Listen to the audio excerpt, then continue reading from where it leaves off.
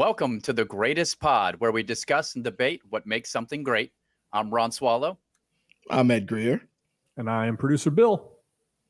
And Bill, we were discussing how we wanted to talk about this specific subject, and I think you came up with a very succinct and solid way to say it, so I'm going to pass it over to you.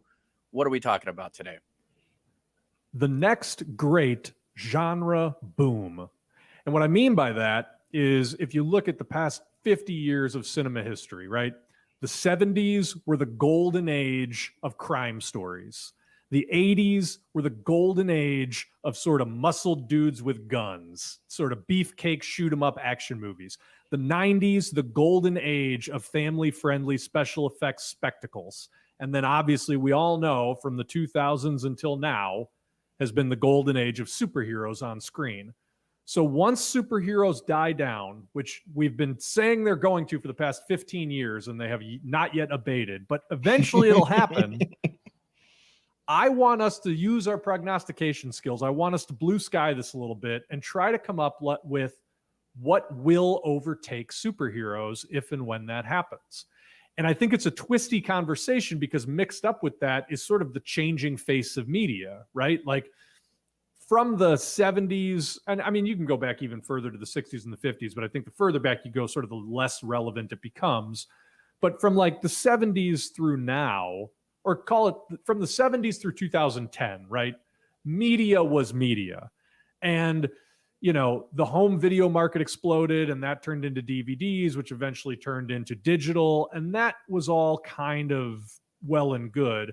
But round about 2008, 2009, that's when we started getting YouTube and streaming services and tech companies entering the content market, and sort of the way we defined celebrity completely changed. Whether you want to attribute that to YouTube or reality television or whatever, like the world changed.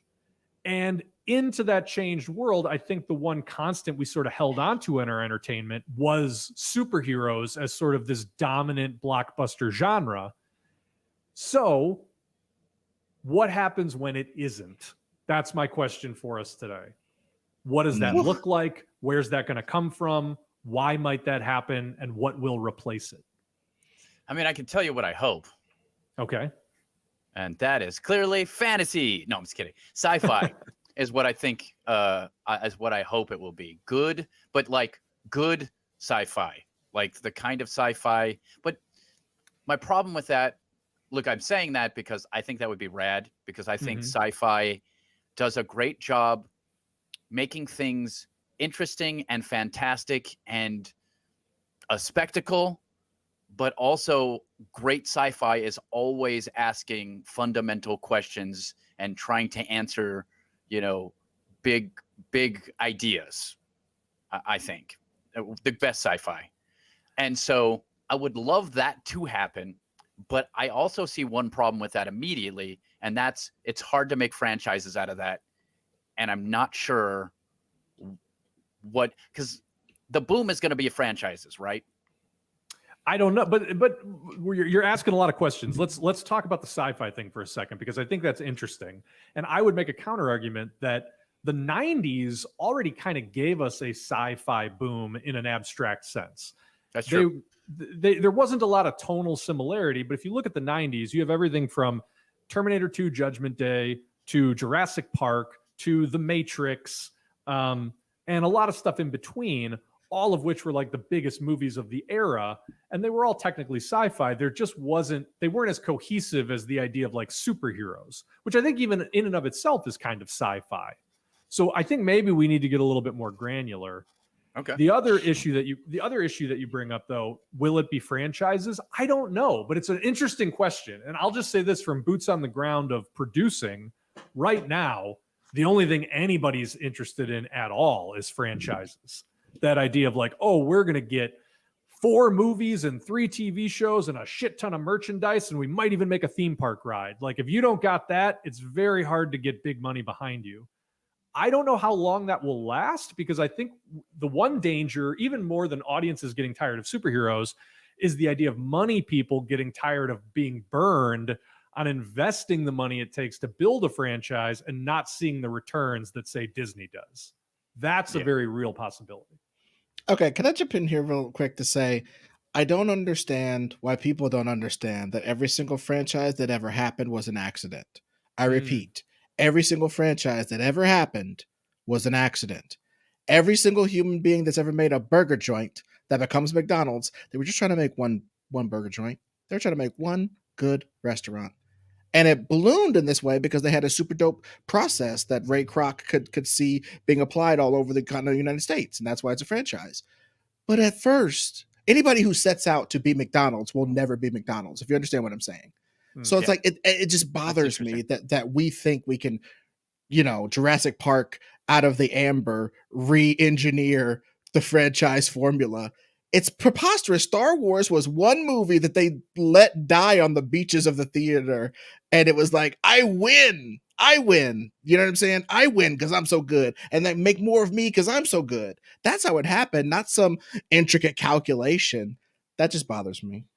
I think you're right in some ways. Yeah. I mean, I saw a recent interview with Kevin Feige who literally said, when we put out Iron Man, we didn't know what would happen. It was either going to be a success and we were going to do what we've done, or it was going to fail and we would have no movies. That would be the end of it.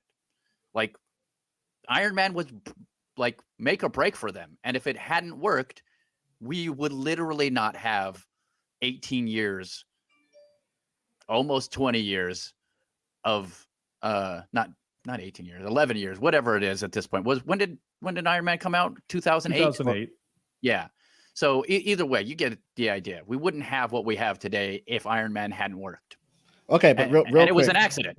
Yeah, but real quick, I got to quibble with that because you're telling me they got all the rest of my P's and Robert Downey Jr. fresh out the joint don't work.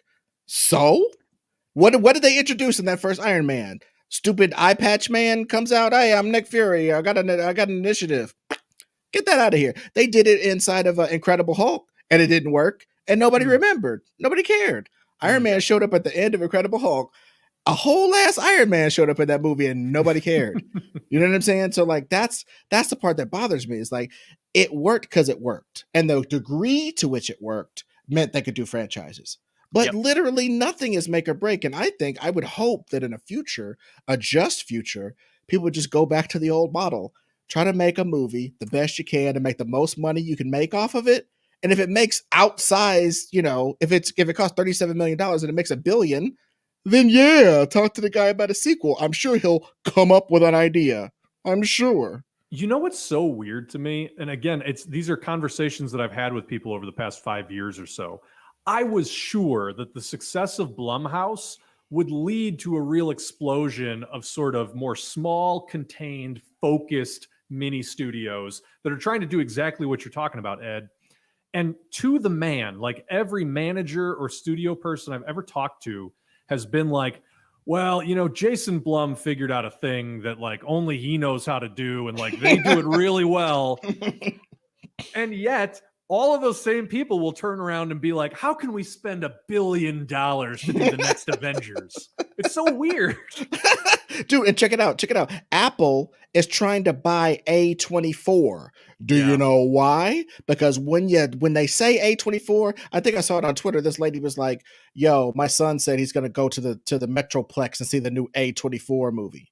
He didn't even say a title. He said, I'm going to go see the new A24 movie. That's how much of a brand recognition for people who like that sort of movie, the sort of low budget, sort of ennui packed movie. They know where to get it. And Apple wants to buy the motherfucker. That's how powerful that brand is.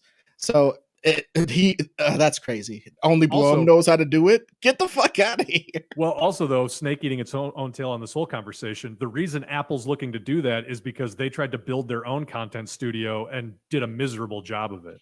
I mean, there's some decent stuff on Apple Plus, but like their management and their strategy is awful. They're just burning money, not recouping, making stuff that's very middle of the road. Like they're finding their footing, but all the first seasons of all those Apple Plus shows were very iffy. And so now it's like they are looking to, oh man, how can we better Hollywoodize ourselves? Because we thought we were going to be Mavericks about this and it didn't work too well. And so maybe that's it. I do know that one of the big things about this is circa the early 2000s, private equity money started flooding into Hollywood. And before that, the studios essentially operated like investment banks. So it's like the big money in Hollywood was controlled by the studios and the studio heads. Now, with private equity, you've got hedge funds and Wall Street guys and tech investors and all that looking at like, well, how can we dump money into entertainment products and make a tenfold return? Because that's all private equity ever wants to do. They want to beat the market. So they got to look for anything they can find where it's like, oh, the S&P 500 is going to give you a 4% return this year. We're going to make 15, and all of our investors are going to want to blow us for it. Like that's their whole game. And so you can do that in entertainment. It's not guaranteed, but it's a lot easier to do it investing in entertainment than it is investing in, products made in a Chinese factory somewhere. So now there's all this sort of funny money that's coming in of people who don't really care about the art value. Say what you will about the old studio mogul system, it still was staffed by people whose vision and business was movies. That's not really the case now with the people who are running things. Studio heads now we still have studio heads, but they are answering to a whole nother suite of people who are controlling vast amounts more money. People like the guys who formed Legendary Pictures, which are they bankroll all the biggest movies, all the Monsterverse movies, all the early DCEU movies. And those guys are 100% Wall Street hedge fund guys. And like all they're looking for are mega hits. And so from that comes this strategy of like, let's franchise everything because that's how we make $1 billion turn into $2 billion. I don't know when that model will break, but that's a whole other piece to this conversation. Interesting. So we've got a financial piece, and then we've got what people like piece. We have to argue that, right? Yeah, absolutely. Oh, well, let's jump on that. I watched the movie Infinite on Paramount Plus. That sentence is loaded with things about this conversation, right? Yep. So like I was sitting on my ass at home and I watched a big budget Antoine Fuqua directed actioner that cost at least $130 million to make. Just judging by my eye, being able to see these things, about 130. And if I think it's 130, it was probably 170, bro. Cause and it didn't look it either on that weird level. You know what I mean? Yep. So it's like, ugh. Anyway, so I'm watching it. Long story boring. My girlfriend makes the most astute comment about the whole thing. And the story has a guy with a sword fighting an immortal guy, and there's been immortal guys and people, not immortal guys, but people who can remember every life they've had for all their reincarnations. So they have all the skills of all the infinite people that have died as their ancestors to make them. So you can be a master swordsman, blacksmith, horse rider, gunfighter, all because you had all those different lives, so you can remember all those skills. On the outset, it's kind of cool. The butchering they make of that concept, the lore laden, just Billy from our show Rebooted's eyes would glaze over in 2 seconds watching this movie. There are several scenes of basically like any scene in Harry Potter where somebody talks for 5 minutes explaining magic. There's 6 or 7 of them. The scene where like Morpheus tells Neo what's what. There's 5 or 6 of them in this movie over and over. Because they keep compounding the thing with new concepts. So all that to say, it was a pile of mumbo gumbo. There were too many competing ideologies. There was the guys who got killed with the special guns. Souls were hidden on a hard drive so they couldn't reincarnate. Yeah, you heard that sentence right. You heard that sentence exactly right. So that's all I'm saying is my girl goes, if Mark Wahlberg wanted to do some Marvel superhero stuff, he should have got his ass in one of them movies. And it's interesting because that cut right through all the bullshit that I just said. They're trying to shove 5 comic book concepts up the ass turducken style of this Matrix ripoff and call it the new way we do movies. And it failed utterly. So at least we can understand that the channeling masses didn't fall for that. But maybe they just didn't see it because it was on Paramount Plus. Maybe if it came out in a righteous way in movie theaters, we would have signed up to see this crap. I don't know. I mean, I think you're hitting on something that goes to what Ron was saying about sci-fi earlier. I think the one thing that will always tank, these big budget spectacles are when they try to lure you to death. And, there are definitely things that have skirted that line. Like The Matrix was a huge smash hit and they had a lot of shit explained, but it was done so artfully and so tactfully. You know what I mean?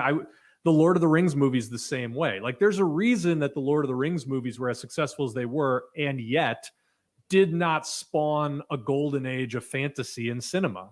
Because I think, a general audience is never going to want to have to wade through the morass of lore. And I think superheroes, as much as they take full advantage of where we are currently with like special effects technology, they also live in this beautiful sweet spot of having just enough sort of continuing extended story to make an audience feel like, ooh, I get this. I'm on the inside track, without making them do any real work, without making them do any real, like, wait, what did that guy say about the thing with the what? Huh? You know what I mean? Like, you got to find that middle ground. And I think if you look at all the best sort of dominant genres over the years, from musicals to Westerns to horror to crime to Schwarzenegger style action to Spielberg style action, all of those movies all those movie styles, those movie genres, they're very pulpy. They're very like, you get what you need in this one serving. Don't worry about wading through a world that's super weird to you. Like, well, we got you. You know what I mean? And so whatever's next I think it has to fit that rule, maybe more than ever, because audiences are paying less attention than ever. So yeah, I mean, I would say, especially if we're talking about movies specifically here, and which I think is what we're doing, because, TV, you can get away with a ton of lore because they're going to watch for 5 seasons. For you, though, they can. But, Supernatural lasted 15 seasons, whatever. It didn't change. It didn't dominate the landscape. That's all I'm saying. Well, and honestly, there's not as much lore as you think there is in that. It's all pretty simple. It's like, sure, there's this, there's that, but it's like explained in a few sentences every episode, pretty much. Yeah. So it's not like a ton of lore. Like there's a ton of lore, you could argue, but it's not like it takes up time in what they're doing. It's 2 sentences like, I look at my dad's journal and it looks like we're hunting a Wendigo, those guys who ate human beings and then got superpowers from it. And that's it. Oh, how do you kill it? Well, you got to get a steak that does this. That's it. That's And that was always the rule when we were producing paranormal reality shows, right? Hunting for monsters or whatever. Like you never wanted to use a concept so esoteric that the audience didn't already know about it. Right? Like there's a lot of great sort of cultural monsters. You go to some island in Indonesia and they believe in this specific, dragon snake thing. But it's like, no, we're never going to do an episode about that. Or if we are, it's going to be stuck in the middle of a season that gets middling ratings. And we already know it's going to get middling ratings because, again, you're asking the audience to do too much work. A Wendigo, I've probably encountered at least the word somewhere along my travels in life if I live in North America. Bigfoot, there's a reason Bigfoot is the biggest genre hit as far as reality paranormal. Like, the familiarity of the audience with the world and the characters and the concepts is important when you're trying to do these big sort of sweeping things. So I don't know. Like I thought for a minute, I'll just say this. I thought for a minute that there was going to be a huge swing toward outer space movies. I felt like that was the next logical thing to take advantage of modern special effects. And you saw a soft stretch with like Gravity, Interstellar, and a few sort of lesser, not imitators, but lesser similar movies in that time period. But it kind of came and went. It was like 3-4 years we sort of had an uptick in space movies, but they didn't stick around. I'd put Ad Astra in there too, even though it just came out. First Man, the Neil Armstrong movie, that would go in there. There's a couple of them. Well, I think what's interesting about that is what was the main thing about those was how much verisimilitude can we use to show what space is? How can we one up Apollo 13 in every way we possibly can. Like Gravity was like, Apollo 13, suck my balls off the top rope. Yeah! You know what I mean? They were trying so hard to show that, oh, this is space. We took Sandy Bullock up in space. We just let her float around. You know, you know what I mean? So I think that's part of it. And I don't think people, after they've seen Iron Man fly in space unaided and Spider-Man drop into lower orbit, watching Neil Armstrong do it, unfortunately, doesn't do it for him on some level. Like I was watching Ad Astra, and the only part that was a good part of that movie, no spoilers because it's the best part. You should watch this part. They go to the moon, and there's like hijackers on the moon. There's like people who live in outcroppings, and they come into the city, and as if they see you going from point to point and in those unpoliced badlands areas of the moon, they'll descend on you Mad Max style with the big helmets on and stuff and steal your stuff. That was awesome. That's a movie.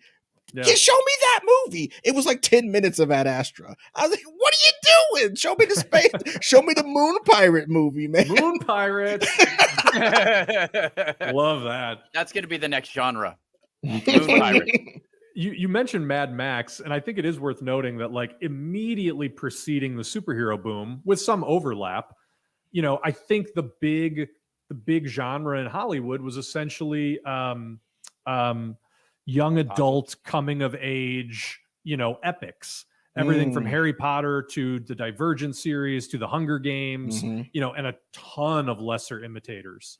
And so that kind of came and went. And then, it, you know, around about 2010, 2008 to 2012, somewhere in there, the pendulum just swung fully toward Marvel style superheroics. So I would argue that genre also kind of fits what we're talking about. It is a little more lore heavy, but if you look at the ones that succeed, they succeed because they sort of, you know, push the lore to the side in favor of action and very relatable motivations and consequences. The woods and all my friends started disappearing. I got to document it. And there's a YouTuber in the woods while other YouTubers or other TikTokers are getting murdered, and they're all getting and we only see the movie happen through their TikToks and their updates on the different apps. That's how the movie happens. And that's obviously somebody screaming at their television or whatever that they already did that in some movie. I didn't see it, but it wouldn't surprise me. Well, one of the things that I think is interesting too is that you're starting to see way more sort of TikTok and Instagram famous people showing up in, you know, it's not like they've got a main role in a Marvel movie, but showing up in movies that are more geared towards kids, in sort of supporting roles in big movies, kind of more successfully than the YouTube crowd ever did. Like, you know, 10 years ago, a lot of studios were trying to figure out like, oh man, how do we take these top YouTubers or top Viners, back when Vine was a thing, and put them in movies so that we can grab that audience. And the audience just didn't follow at all. I still think they're not really moving en masse, but I think there's been a little bit more success with taking some of your top people and translating them to either television or movies or streaming, more conventional style entertainment products. So I don't know. I wonder if something breaks through that way. I mean, what if movies just kind of stop being a thing? Like, because theaters are like, you know, I mean, look, guys, we're having this conversation and it's great. And in 20 years, literally people could just be burning from the sun. And I'm not trying to be super dark, but like it was 108 in Canada. In Canada. I mean, like we may be talking about a thing that's fun to talk about, but like maybe the next genre is gonna be apocalyptic movies. Disaster movies make a comeback? Yeah, like, but not even just disaster movies, but like people are trying to survive on a mostly dead Earth. I mean, I would, but that I think you're hitting on something here. I think we did that. I think that was the last 40 damn years. Every single thing was so post-apocalyptic. We've been about the post-apocalypse and the world after the apocalypse being a desert, arid place for 40 years now. How far does Mad Max go back? How far does a lot of these things that are supposed to represent, our barren Earth? Damn, what's his name? Charlton Heston, the Omega Man. You know what I'm saying? We've been obsessed with the post-apocalypse forever. Freaking Planet of the Apes. That's the apocalypse, technically. So all I'm saying is I know what's coming next. And I hate that we came upon it at the halfway point because I'm just right. What's gonna come is I think I heard about it on Twitter. It's utopian science fiction. I shit you not. Solar punk. Solar punk. Solar punk is going to come in a huge way. And I'll tell you, dude, we're going to be up to our chests in glacier water, but we're going to be inside the movie theater anyway, because it's going to be one of the only places that's still cool. Watching solar punk, watching people from the futures with microchips under their skin flying around of their own accord in a future that's wonderful and everybody gets to do whatever the fuck they want. That's going to be a popular movie while we're down here drowning and dying. Because the movies are escapist. In the middle of the Depression, the movies made money.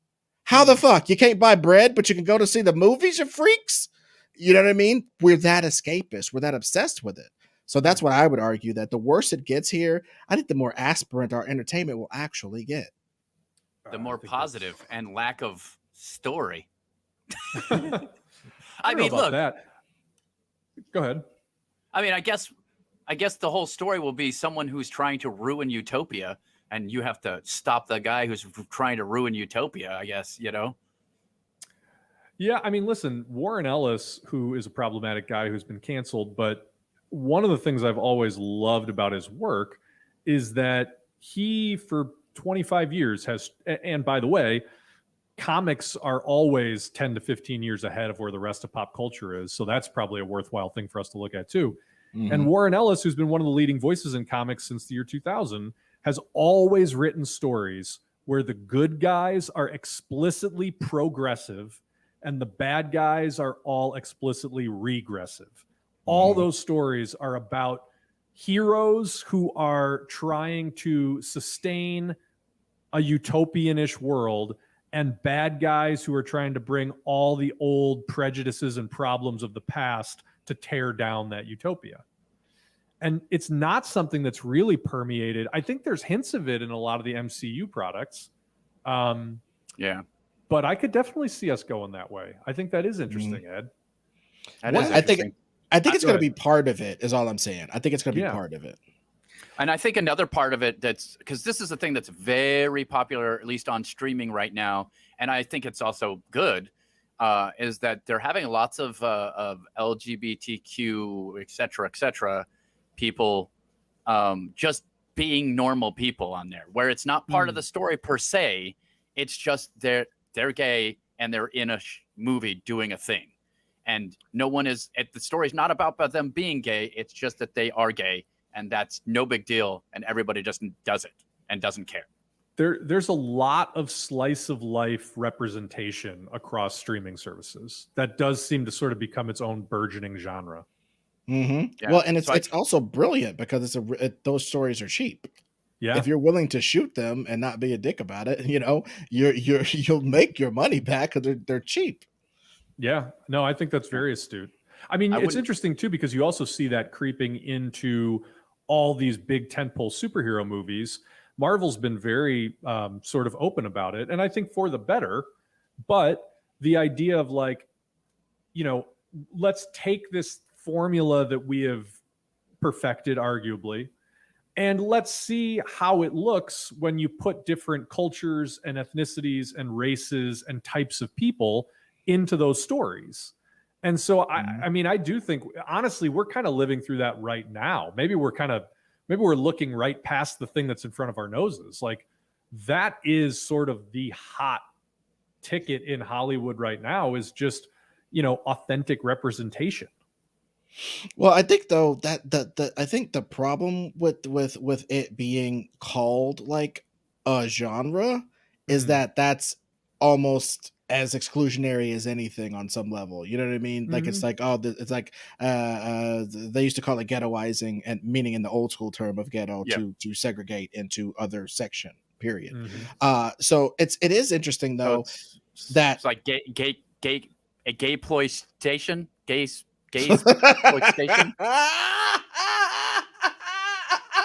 Dude, Salt Bay couldn't have butchered that better, baby. I couldn't But- figure out how to say it. Gay exploitation. Gay exploitation. You still can't. I can't do it. No, what I'm saying is though, this representation is going to be inside all of movies. So if indeed we are a society where, you know, maybe in 15 years, the villain of a movie is a gay woman and it's not part of why she's a villain. She doesn't have a strike against men. She's just a gay, powerful super villain. You know what I mean? That's where you know stuff is actually really progressive. Like when I see, I mean, it's getting to the point where I've seen like black villains in movies and didn't think about it at all. One point of fact, probably whenever Baron Mordo shows up to menace Stephen Strange in the Marvel movies, and they use that actor whose name is Chiwetel Ejiofor. Boom. He is in Infinite as the bad guy. And I never once thought any like, oh, making the brother the bad guy, because he was just a weird action movie bad guy. You know what I'm saying? So like that sort of representation is seeping in presently, and I'm very happy for it. But beyond that, okay, so what type of movies are they going to be in? We got Solar Punk. I think also another one is I got to a flame war with a guy on the internet. And I hate that I did that, because I was just trying to say that Black Widow isn't more shallow or more unbelievable than any other Marvel product, really. And it's in the middle of the pack, or for some people near the top of the pack of that sort of stuff. And I was just like, that's what it is. Like that's what I think of it. And I think a lot of people who are just like, it's so unbelievable she did that, or unbelievable she did that. It's just like, if you think John Wick or Batman or any of these people are believable and Black Widow isn't, you're some asshole. I kind of said that on Twitter. A guy really took umbrage because he really didn't like the movie and he was really thinking it was so inferior to other Marvel products. So of course we have an opinion off. And long story boring, what was interesting about it was he kept bringing up the Fast and the Furious movies for some reason. The Fast and the Furious movies jumped into the conversation, like the General Lee over Justice or whatever, and jumped into the conversation. And I was thinking he was conflating the stuff that Black Widow is able to accomplish in a spy movie that's like superhero action, and the fact that inside the Fast movies, they do, frankly, superheroic actions all the time, and that we're becoming a society that won't have any more John McClane's picking glass out of his feet. Gino Toretto has glass in his eyeballs and he'll still fight you for 20 reels. You know what I mean? So all that to say, I think the very next genre is, hey, bro, I'm a scientist. Oh, dudes are busted in here. I'm just going to karate chop them and kick them 57 feet out the window for no reason. I think that's going to be a genre in between where we're just like, nobody cares why people are doing superheroic action. Just give it to me. Because the Fast and Furious movies are basically saying, I want people to throw each other 50 feet. I want people to jump from hard-ass steel moving object to other hard-ass steel moving object, moving in opposite directions at 500 miles an hour and not get hurt. I just want to see that. And I don't care about the physics. I don't care about your nerd bullshit. Push your glasses up and shut the fuck up. I just want to see it. I don't want no lore reason why they can do it. Gino Toretto isn't a super soldier. He didn't get bit by a radioactive hammer. None of that bullshit happened to him. He's just super. And all his buddies are super. Fuck you. And those movies are brilliantly successful. Brilliantly successful. Yes. Well stated. Not brilliant per se, but brilliantly successful. Brilliantly successful. Sure. But they also did something. They just decided that that's what they were going to do. They embraced the ridiculous and were like, let's just, each time we'll make it more ridiculous. Let's just make it as ridiculous as possible.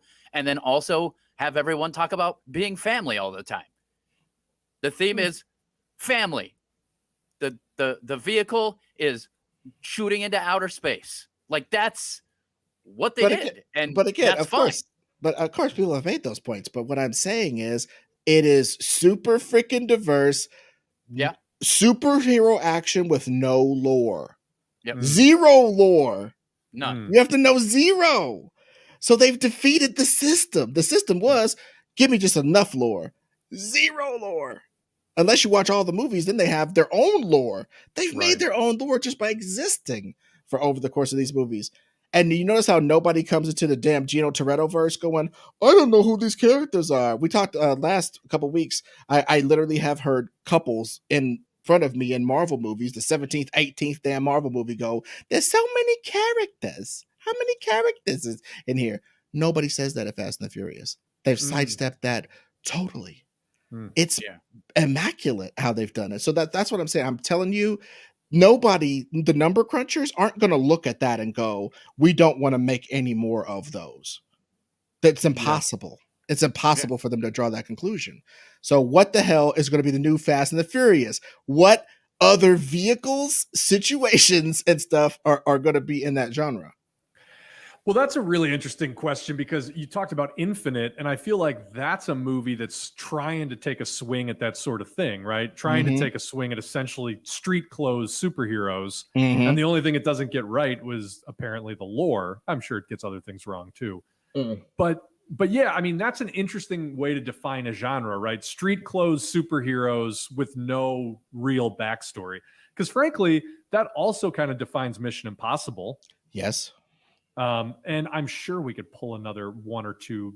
Let me think about that one for a second. I mean, definitely John Wick, right? Definitely. Yes. There's some lore there, but maybe we're seeing the beginnings of it already. Like, everybody's just, the lore doesn't matter. We just know that he's a badass. That's what the lore is telling us. He's a badass and he's going to survive anything because he's the Baba Yaga, and that's it. And there is, I mean, and so if you look at sort of the cross-platform of it all, one of the things that you definitely find across YouTube, Instagram, and TikTok is a real appreciation of just flat out human spectacle, right?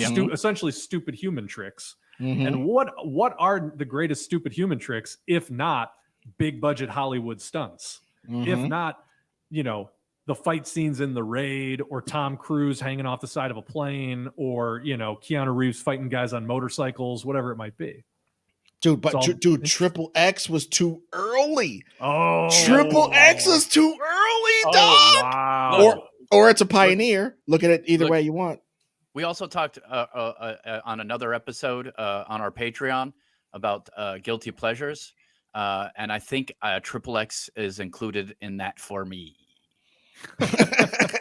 Dude, there's a bunch of those, but I think Fast 5 is in that for me. Like, I never watched the Fast movies. I watched some of the one that John Singleton did because John Singleton, and I didn't like that one. I love John Singleton, didn't really like that movie.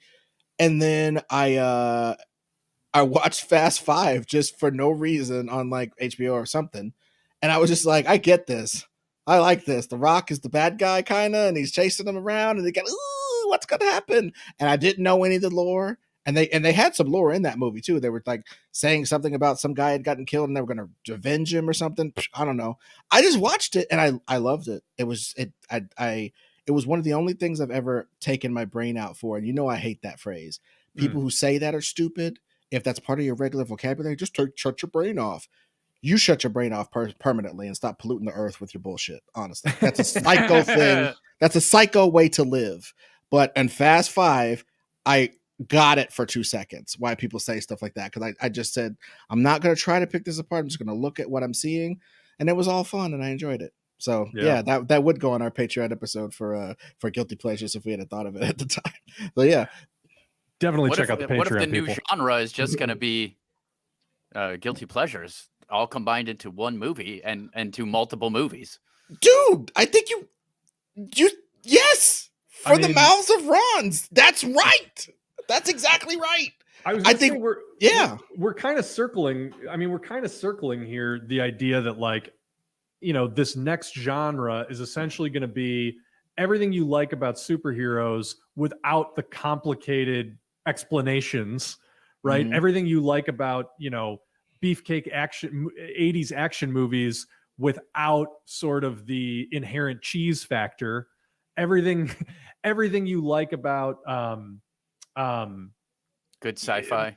Yeah, good sci-fi, but without sort of the oppressive sense of doom and gloom, right? Like it's like superhuman dudes in street clothes duking it out under a rainbow-colored sky with crazy technology flashing all around. and Mhm. and they're going to be all the different colors of the rainbow and their skin tones as well. Yep. I mean, that's yeah. Can I be honest? And I orientations want to and all watch that. all that. You just Dude, Well, yeah. I mean, there's a good indicator that that's probably a good direction then. that No, sounds great. It's starting to happen, and I wonder who's writing that novel that turns into the Lord of the Rings for that generation. I It's am. like somebody's penning. I mean, you might be, dude, because you're right. You're in that the urban fantasy stuff. I think if we were just going to try to pin down, we started this conversation at one point trying to determine what genre was going to take over or whatever. I would say urban fantasy. If I was gonna nail it down to one thing, urban fantasy, and I would have that start to expand to mean it's Urban a sci-fi. fantasy that you're in your urban street clothes doing all this crime fighting and stuff and never getting hurt and stuff. You don't necessarily ever have to find the magical druid potion of the whatever the fuck to do what you need to do in that world. You just can because you're John Wick or whatever. God, what's really interesting about all this too is now you think about some of the movies that are coming out, and like everything that we just said sounds exactly like the movie Free Guy with Ryan Reynolds. Oh my god, that's so true. It does. Which by Which like I don't know see. what I do too, and I don't know that movie is going to be the thing that kicks off the next great genre boom, but it's at least a data point you can hold up there and take a look at. Right. Oh, but you know what? Another thing is, and I hate to say this, but that damn Space Jam, dog. Because the new Space Jam, what a piece of shit, by the way, dude. I haven't watched it. I have not watched it. So I couldn't get past the halfway point. It was terrible. Dude. I refuse to. So you're a better man than me.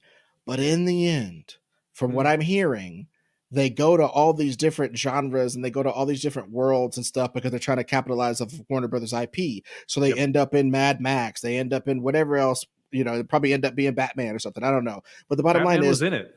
Oh, there you go. So, yeah. So the whole point of it is, dude, oh my God, we're going to endure a wave of that. If this makes money, we're going to endure a wave of that because it does everything we said. Ready Player One was that as a precursor, right? Well, what have we been talking about on Reboot It, right? The idea that like the greatest play in the era of streaming services is for these studios to start mashing up all their biggest franchises, where it's like, which basically is saying like, how can we throw the rules out the window and just put all the shit that people like crammed into one product, which is what we're talking about.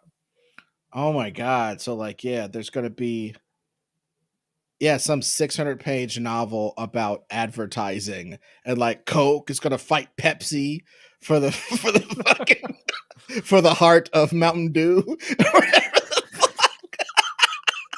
God, I hope not. I mean, look, please. If you made a very funny cartoon version of that I would watch. So let me actually take this into a different direction that has been on my mind. I liked where we're going, and maybe it all converges. I think kids' entertainment, which really has been off the radar for the past 15, 20 years, is poised to make a huge comeback. And I think you look at something like Space Jam, you look at something like Mitchell's versus the Machines, which was one of the big surprise hits for Netflix this year. You look at everything that we're talking about here, like, all right, how do we take a bunch of franchises that maybe don't have the juice on their own, but we just smash them together into a big, bright thing that people will like? The audience for that is kids. And secondly, if I'm a streaming service and I'm not making the same money that I was in an era where theaters were booming and those TV licensing deals were lucrative, then I know the thing I need is merchandising, and nothing merchandises like kids shows, whether it's TV or movies. So I do force, and especially, and this is the other thing, I came out from the beginning of this year, have been working in animation, and some of the strides that are being made in terms of making animation both cost effective and faster to produce are huge.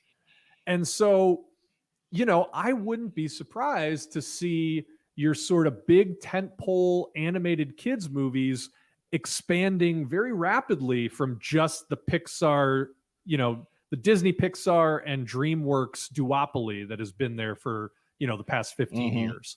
I think that's a potential cash cow for all these streaming services if they can get it going. Oh, dude, I think there's going to be definitely a period of all the stuff we're talking about, and like all the kids stuff will be these weird, like prefab animated stuff, like that dudes could do in their garages, like something that some guy animates in his garage or a glorified garage is going to become the biggest thing that all these corporate brands are chasing. So that'll be the stuff for kids. So like Poochie the super dog or whatever that kicks it in a world made of polygons will be the biggest shit in the world, and everybody's going to chase that and do a snake that solves crimes or whatever the fuck. They're gonna do all that shit, but that's going to be for kids. For the middle grade, it's going to be some sort of fantasy, like super diverse fantasy solar punk shit, and the grown-ups will have urban fantasy John Wicks, where at the end of them kicking the shit out of everybody, there'll be a utopia at the end of that. Like they'll be like, I kicked the shit out of everybody and I pushed the button, and now like it'll be the end of Total Recall. Every single one of these action movies will be the end of Total Recall. You shoot everybody, you kill everybody, and at the end you put your hand in the thing and it makes there be air on Mars. Just hyper violent until a beautiful catharsis ending at the end, earning all that violence, because that's what makes you a hero, is you save the world. I think that's going to be the I think it's going to be three quadrants. Poochie, Fast and the Furious Light, and John Wick is going to be like, those are going to be the genres. And then Apple will be making all those A24 movies, and that's the fourth quadrant for the. Oh yeah, dude, A24 and Blumhouse doing like they're going to be counter programming the solar punk. So maybe that's one thing I want to talk about as we round this off. We talked about the money making genres, but let's talk about the producible stuff, which is horror. So what are we going to be being scared of as that fourth quadrant of that, sort of family friendly, besides the John Wick urban fantasy stuff? So we got two basically family friendly parts of it, one that isn't family friendly, and then this other thing that's just counter to all that. No hopeful endings, just whatever we're scared of in the new world, the worst things we fear. I think that one's kind of easier because I think horror is always at its best when it turns the familiar into the terrifying. And I think in a world that's so dominated by sort of superhero narratives, we're kind of seeing it already between Invincible, The Boys, and Brightburn. I think it's that idea of like turning the tropes of superhero genre into horror. Like, how do you take the story of singular individuals with power, or people fighting clandestine wars or whatever, and turn that into something disturbing and gross? I could see that happening. I could definitely see that happening. So like a young lady wakes up and discovers that somebody stolen all her Bitcoin, and she has to like go on the run from a shadowy cabal that turns out to be ghosts. And they call it Ghost in the Machine, the American version. Yes, it's going to be exactly that, Ed. Yes, I'll buy that ticket. happen. Well, I'll buy that for $1. I think Black Mirror. That's what I think a lot of the horror genre is going to go towards, is technological nightmares and things that could happen to ruin your lives through technology, because I think that people are pretty afraid of that, and also it's like happening. It's funny though, you don't really see that currently in at least in movies, at least in horror movies or horror on television.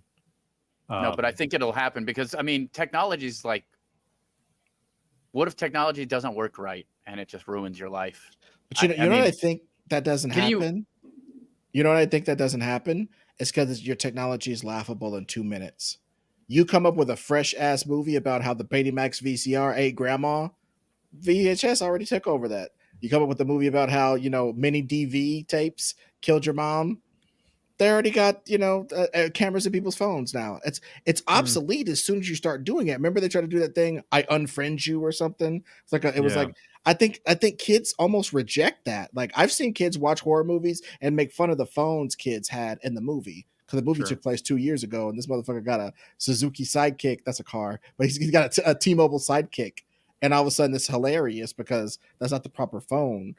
You know what I mean? I think that's why we reject those, and they're not as big. Black Mirror should be not a niche show on Netflix that took over the world for a year or two. it should be the status of horror, Yeah. but it's not. Because Mm. because we're still scared of fucking ghosts and witches. It's 2021, and the scariest thing you can do, way more scary than a guy with a knife in his hand standing in your fucking hallway, is a goddamn witch who you disturbed her bones, and we gotta grind them up and sniff them, or else she'll come and did it. God damn, they love that way more than anything. Home invasion ain't shit because they think they're John Wick and they can beat it up. But a witch, ooh, I mean, let's be real, Ed. What are you gonna do against a witch? I'm gonna tear the pieces of paper that she's on because they don't exist. It's so fucking stupid. You know what I'm gonna do? I'm gonna say, I'm sorry they killed you for being a witch just because you was an independent bitch in the 1700s. Or the 1600s. I'm sorry they did that to you. And I bet you she'd leave me the fuck alone. That's what I would do to a witch. It sounds like a good idea because she's probably not a witch. She's probably just a ghost of a really unhappy person. You know what I mean? I don't know. That's a personal pet peeve that we don't have more. Because I agree with you, Ron. We should have more technological, scary shit. Because my point was going to be that, like, right now we're living in a time where Facebook and technology in general has convinced people and spread misinformation on such a scale that it's literally killing people. People are dying from misinformation, and we can't do much about it because of the way this is all set up. Like, it's crazy. It's put the idea of truth being anything important as not real. Like, it's truth is arguable from now on. And while these people sound crazy to us, arguing that what we can see as facts, they're not that crazy, because the information that they are getting inundated with all of the time and is being piled on them and then approved by this person and approved by this person and approved by this person. And eventually they believe this stuff as the truth. And getting people out of that, to me, that is a horror. Like that, if you could turn that into good horror, I think that it would be amazing, because it's happening, and things that are actually happening are scary. True, but it's also really, really hard to milk entertainment out of that without taking a side that immediately alienates at least half your audience. You know what I mean? Yeah, you could. But you know what? What the hell good is liberal Hollywood for? You know, dude, I say this all the time. I've gotten into arguments with people about this. Liberal Hollywood is such a red herring, because yes, the people who work the jobs are artists. They're craftspeople. The majority of them probably are liberals, but like the stories that are being greenlit and the people who control the money are not. And like for every sort of navel gazing indie drama that is legitimately liberal in its morals and its themes, you can't say the same thing about the vast majority of movies that are released by studios. You just absolutely can't. So I would think it would actually be incredibly difficult to try to dramatize, you know, the polarization of society into a workable horror concept, just because it's kind of commercially unviable. Yeah. You know, it's hard to coalesce an audience around that, because you're getting into the thing that already makes half the people hate the other half the people. I mean, look, you wouldn't do that exactly like that. The story would be about, you know, a group of people teaming up together because they believe a thing is true, and then that thing is not true. Like, then they take a pill, or a one color pill or another color pill, and then they absolutely. And then guess what? People will decide which side is correct. That's the thing that's interesting. Like, to me, like I think that there's a lot of people when you do stuff like this, I think a lot of people will argue that one side is true. Like, people who are conservative use the blue pill thing all the time. Red pill, but that's whatever. But that's what I'm saying. That's part of the horror, though. If somebody was smart enough to like dramatize that, the horror of two trans women make a piece of art that now the alt-right uses and men go their own way movements use to justify all this malfeasance. Yep. That is horror. But again, that seems like a book, and nobody reads books anymore. It's the future. Hop in, losers. We're not going to go to the bookstore because they don't exist. True. You know, you know what I True. mean? So Can't fight it, man. Can't fight it. So It's yeah, interesting. dude, I think that's gonna be the vast way in the future of horror is maybe some of those concepts we're talking about. But I think I'd put $1,000 on witches and goblins and crap still being the scariest thing or supernatural crap in general being big in 50 damn years, which is gonna It will blow be. my mind if I live that long. I'm gonna be mind blown that we're still that gobsmacked by the dark. That's all very fair. I will say, though, as you were saying that, Ed, some 23-year-old punk needs to make the Gen Z horror movie about like teenagers feeling the horror of everybody older than them buying into all this polarization or like being manipulated into this polarization. Who is the 23-year-old who's going to make the Zoomer version of They Live? You know what I mean? Like, Yeah. that's the horror I want to see if we're going to lean into all this stuff. Yeah, well, that gauntlet has been thrown down by producer Bill. So send all scripts, care of your moms. But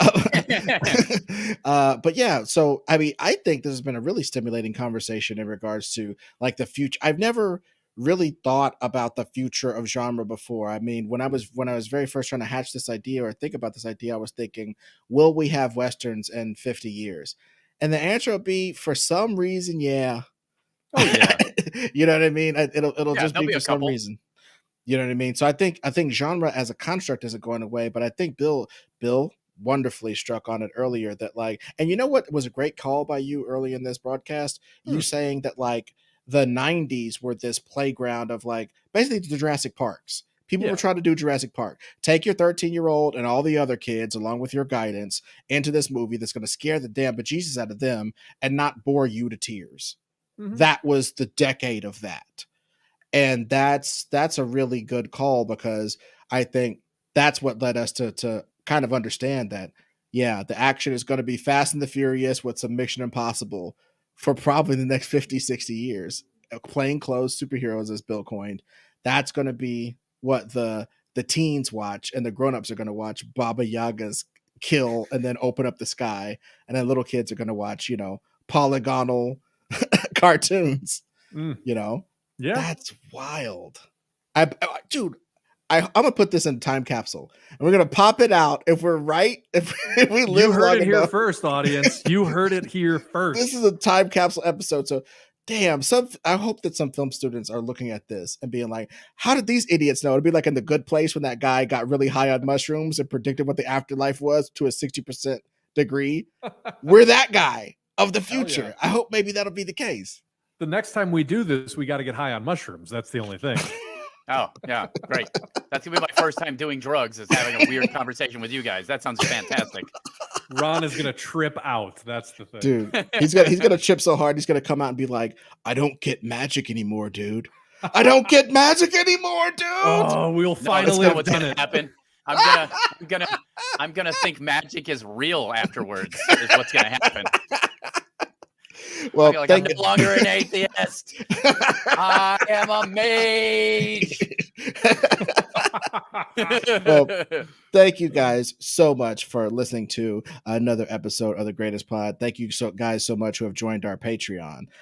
It's super dope. $5 gets you extra pods that we do. $7 gets you art mailed directly to your door in addition to those pods. That's it. That's the pitch. So, and it helps us to do shows like this where we stare at our navels for an hour or so and let you like in on our thought process. I love these shows. I think they're getting more interesting all the time. What say you guys?